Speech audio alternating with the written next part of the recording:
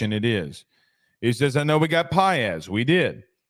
But I think we need at least the Michigan State DT. Well, that's not going to be easy.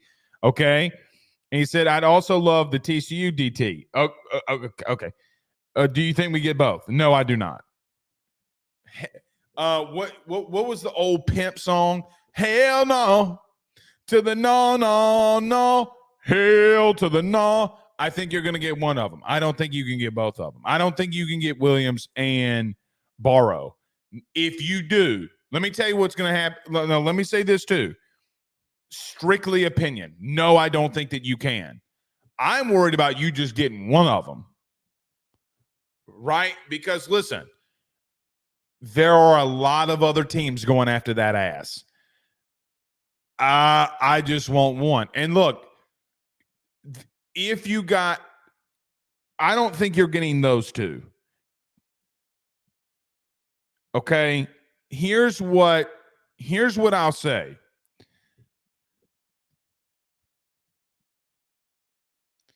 If you got CJ West, and then you got one of either Williams or got Barrow, which I like Barrow more than I like Williams personally, then you're going to be cooking with grease. Then you're cooking with grease. I feel a lot better. To be real with you, I feel so much better with where you're at. Now, how do those two dudes come in, especially like a guy like CJ West? How does CJ West transition from Maction to the SEC? It's a big question mark. I'm not so worried about Barrow because he played at Michigan State. And look, man, the Big Ten's got some really freaking good offensive linemen. Really freaking good. And Williams played against teams like Texas, Oklahoma, and it was all Big 12 performer with guys, by the way, first team. And let me remind everybody, that's also with Texas, who was going to probably have 2 first-round picks. Okay, he got the first team nod. I will just remind everybody. So, no, I don't think you're getting both. I think if people are telling you, and look, can I be wrong on that, Stephen? Yes, because I don't know what I don't know in this aspect. I don't know what I don't know in. I don't like saying stuff like, oh man, if we just get this guy or that guy or do whatever in recruiting before a visit even happens. Let me tell you something that's the biggest lie in recruiting. Everybody that 95% of the time when someone tells you something before a visit happens in the transfer portal, it is always bullshit. Always. Secondly, there are situations that if a kid is going to, like to a visit, you will know he's committing and will be committing before he gets here because the coaches won't keep it quiet. Now, Brian Kelly's administration is not as leaky as Orgeron's was. Orgeron let Panamsky turn on a faucet and let that sumbitch drain. That's how many leaks that were coming out of that place. And really, the sourcing that we built AYS off of, breaking this, and this, came off of Orgeron and Panamsky could not keep their fucking mouths shut. They tell this guy, they call or here's the truth. Orgeron would make a hire and would call boosters and brag about it. And then what do you think those guys did? They would go to Tiger droppings. They go tell all their buddies. That's how every time when Ed was making a move, you knew everything. See, like, for example, you really didn't know who all Brian Kelly talked to about the OC position. Now, he elevated Joe Sloan, but I'm just going to tell you a little secret. Ain't all he talked to. But He kept that shit so locked down like Fort Knox, you just didn't really know about it. And when you would get it confirmed, BK would get that shit shut down. Hey man, I don't want this out there. Don't put that out there. Don't you dare do it. Okay. Fair enough. I'm not going to be the one to do it. But I'm going to tell you something.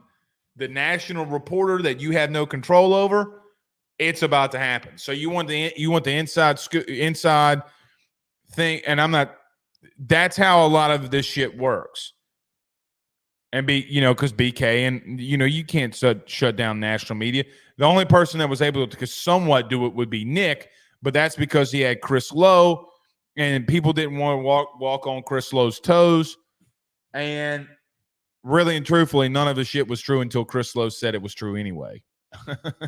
Because for whatever reason, Chris Lowe had that. He was Saban's reporter. I know that's a little tangent, but it's also the truth. Bilbo Baggins says, friendly reminder that LSU will not face anyone from the SEC in regional play. That's true. We do not maybe we do pretty well out of conference. Yeah, we have historically in the past. Are y'all laughing at this because I said they got donkey deed? Steven says, do you have faith in Bo Davis? 1,000% I got faith in Bo Davis. I just don't think it's real. I don't think it's realistic for anybody to think that he can get two of the top four. Because, guys, again, you got Texas, you have Alabama, you have Oklahoma. Who are some other teams that have offered these guys? Hold on. Auburn, A&M, USC. Let me get some of these lists. Hold on one second. Let me look at CJ West. I got it right here on the dashboard. Oklahoma, Missouri, Texas, Colorado, LSU, Oregon. So let's go to Dominic Williams. SMU, UCLA, Kansas State, Texas A&M, Auburn, Oregon, LSU, Texas. Borrow, the same four, pretty much. And Alabama's thrown in there. So Tennessee's thrown in there. So I will just throw this out to you. I mean, you have really, really good teams that are going after these guys. And I think that Texas is going to try to get one. Oklahoma, there are a lot of teams that want them. And there might be a team like Miami who comes into the picture and just out of nowhere plucks one of these dudes because they're going to pay them. And I think that, and he didn't really say this, but I don't know if y'all heard Josh Pate's video with Mario Cristobal. He all but said he was going to be active in the Miami portal. I mean, in the spring portal. Miami will. Meaning Cristobal told him that. So I think it's unrealistic for you to get four or two of the top four. If you're considering CJ West in that four, okay, then yes, maybe you could. But there's so many people arguing about CJ West and him being in the top four of DTs because of the kid from Louisville. So yeah, I have a lot of faith in him. Cortland Jacobs says, you still got the Aggies ahead of you. That's true. And that's a big roadblock, but you have two sweepable series too. Yeah, you got it. You got to sweep this one. You got to sweep Auburn. And if you can't, then, if you sweep one, you can technically lose to Texas A&M. But can Texas A&M come on the road and beat you? It's going to be tough, man. It's going to be tough. They're a good team. They're a really good team. H-Town Creole says, word is that LSU was going to pay Mason and Makai Wingo big bags of cash to return, so that freed up. When they declared can't lose a Fisk to FSU like last season. Yeah, and look, so I'm glad that H-Town Creole brought that up. Please go to a year ago's shows. Please. I even put it on our message board. Go look at our message board, ayssnetwork.com, $7 a month. Go do it. Guys, I was begging, pleading for Braden Fisk. Told you that I think that Braden Fisk would not be a rotational player.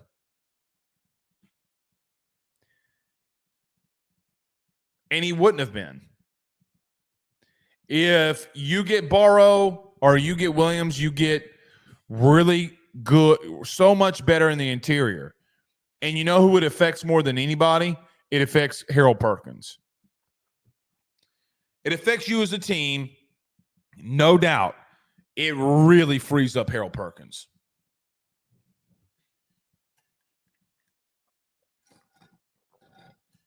This show turned into a football one very quickly. It's okay. I'll always talk football. Christian Burr says, Blake, what about the Houston DT? He's solid. Yeah, I can't say that young man's name. That's who they are putting at 4. I can't say his name to save my life. I would try. I would butcher it. I think he can play. Some people believe that there might be a D lineman at Tulane that would enter. But that has not come to fruition. Now he's got, more than a week, I mean, because Tuesday will be a week, and then he's got a whole nother week from Tuesday. So you never know, man. And I would expect that some of these teams are going to miss on some people, and you're going to see a random late guy hit the portal and be like, why in the hell is this guy going to portal? Why in the hell does he have a do not contact? Oh, well, shit, he's going to Auburn? By the way, they said Auburn about to make a big old splash in recruiting. They said, here comes Hugh Freeze. It's what the streets are saying. It's what the streets are saying. I don't know if the streets are always right, but the streets be knowing. Let me tell y'all a quick story. Boy, we get in the weeds tonight. I don't know how in the hell we got here. Let me tell y'all a quick story.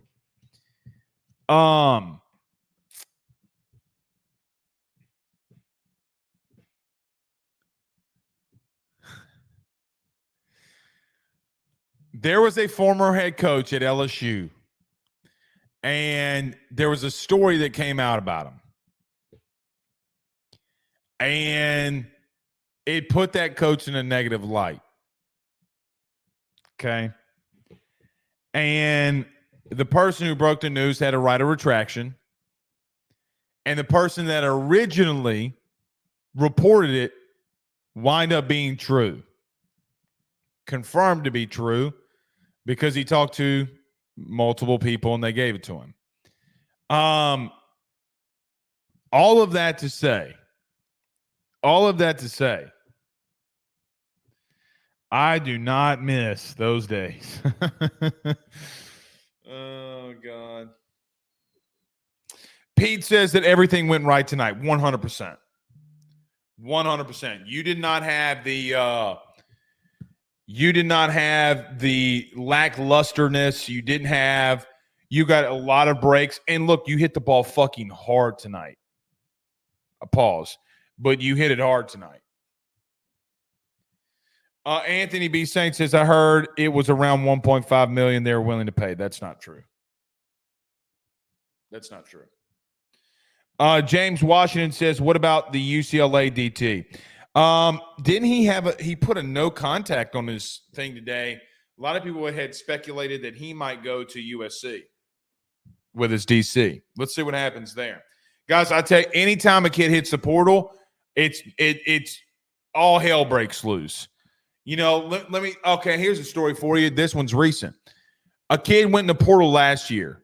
I reached out to him and said, hey, man, I need to confirm something with you. I heard that you're going here. He doesn't respond. So I'm like, okay, well, he's going there. He doesn't want me to break the story, whatever. He responds the next morning, okay, like at 6:30 in the morning. He goes, yeah, I was going there, but I'm not going there anymore. Next thing that I know, he told me that he had planned to go to a school in the SEC, wind up being in another SEC school and the portal. But this was not a spring portal. It was fall. It was December portal. And I'm like, okay. So then I called someone at LSU and they confirmed it. And I was like, all right, here we go. And I'm talking about a big time. These two schools have been the biggest teams in the SEC that battle for a guy. But I'm not, so yeah. Yellowwood money, says Chance. Yeah, talking about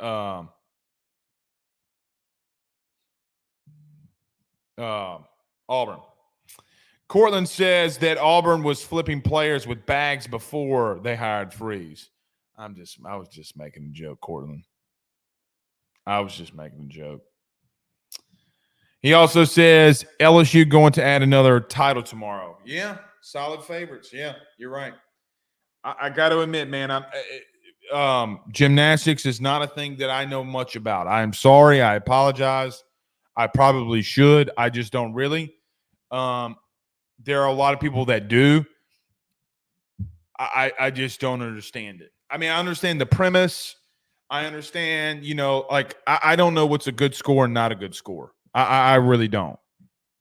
I really, really, really, really don't. Brian Jackson says Hakeem, like Elijah one, Elijah. Okay. Elijah. How about that? Is that how you say his last name? Elijah. Brian, I appreciate it. I was struggling, man. I struggle with the names so bad. If you've ever listened to Brian Kelly and people make fun of him about missing names really bad, I have never come on the show and made fun of him about it because I do it all the time too, man. I am horrible with them. I'm good in so many other areas. I'm just not good with names. Like, it takes me a while. I don't know why. I can remember a first name, but it's something that I've really, really, really had to work on in my career. It's tough for me. Jackie Caruso says, how about them LSU gymnastics team? Yeah, going for it tomorrow. And Oklahoma's out, if I'm not mistaken, right? Damian Briggs says, why do you think Louisiana is not having the same DT talent they had a few years ago? It's just not there. I think some of them are moving to the offensive line because, and this is what happens, man, it's cyclical, okay? When offensive linemen started getting paid the way that they got paid, it turned a lot of them. There's a reason you're seeing better offensive line play in a lot of different areas. Now, there's freaks out there on the defensive line, no doubt. But you see guys like Quentin Nelson. You see guys Zach Martin. I mean, I'm trying to think of some BK guys. And it's just a position group that Brian Kelly wants. I mean, it's what he's been known for. But you just haven't had the DTs. But some would argue, I mean, you just had a 5-star DT and then Gabe Rutherford. So maybe you had in the last couple of years, and then you got Jakeem Stewart, who was the number 1 overall player in next year's class. And he's a defensive lineman from LSU. So you just don't have the quantity, but you certainly, I can make the argument, have the quality.